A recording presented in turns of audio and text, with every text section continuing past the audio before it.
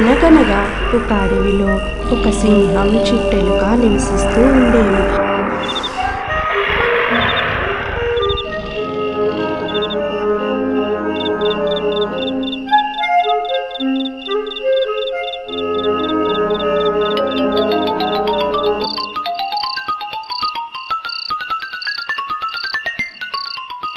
ఒకరోజు చిట్టెలుక ఆనందంగా ఆడుకుంటూ గెంతులు వేస్తూ అనుకోకుండా జారి చెట్టు కింద నిద్రిస్తున్న సింహంపై పడుతుంది.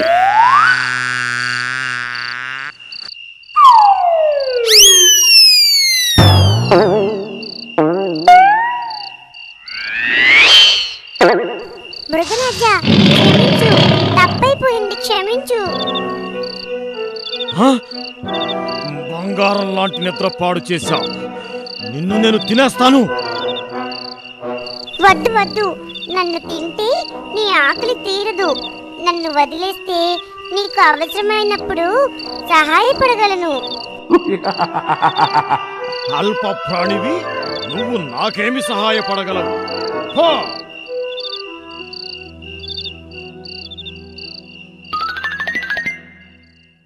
సింహం ఒకరోజు అడవిలో విహరిస్తూ వేటగాని వలలో చిక్కుకుంటుంది. రక్షించండి, రక్షించండి, రక్షించండి, రక్షించండి.